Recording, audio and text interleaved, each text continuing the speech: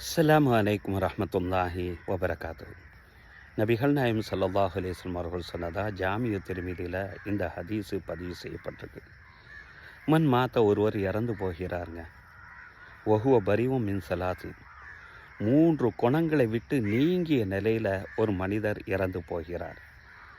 அப்படி என்ன ஒரு குணம் என்று சொன்னால், அதில் முதல் குணம் அல் கிபுர், பெருமை அடிக்கக்கூடிய அந்த தன்மை. உள்ளத்தில் எந்த பெருமையும் கிடையாது. சில நபர்கள்ட்ட பேசினாதே போதும், தற்பெருமைகள் தானாக வெளிப்படும். அப்படிப்பட்ட பெருமை அடிக்கக்கூடிய அந்த தன்மை விட்டு நீங்கிய நிலையில் ஒலோல், மோசடித்தனம். நம்மளுடைய காலகட்டத்தில் வணக்க வழிபாடில் கூட மோசடித்தனம், பண மோசடிகள் அதிகமாக நடக்குது. அப்படிப்பட்ட அந்த பண மோசடிகளை விட்டு நீங்கிய நிலையில் 3வது வத்தைன், கடனுங்க. ஒன்று, சில நபர்கள் சீக்கிரம் கொடுக்கணுங்கிற அந்த எண்ணத்தில் கடன் வாங்குவாங்க, விரைவாகவே அடைத்து விடுவார்கள். அதுபோக என்ன கொடுக்கணுங்கிற எண்ணத்தில் கடன் வாங்கி மௌத்தா போனால் கூட அவங்களுடைய வாரிசுகள் அல்லது அதுக்குண்டான சொத்துக்கள் அதை அடைக்கிறதுக்குண்டான இறைவன் ஏற்பாடு செய்திருவான்.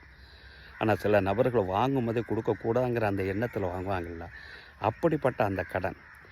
இவ்வாறு நீங்கிய நிலையில் ஒரு மனுஷன் இறந்து போகிறாருன்னு சொன்னால் தஹலல் ஜன்னா, அவர் சொர்க்கத்தில் நுழைவார் என்றார்கள் நபி ஸல்லல்லாஹு அலைஹி வஸல்லம். இந்த 3 தன்மைகளை விட்டு அல்லாஹ் நம்மையும் பாதுகாப்பானாக. ஆமீன்.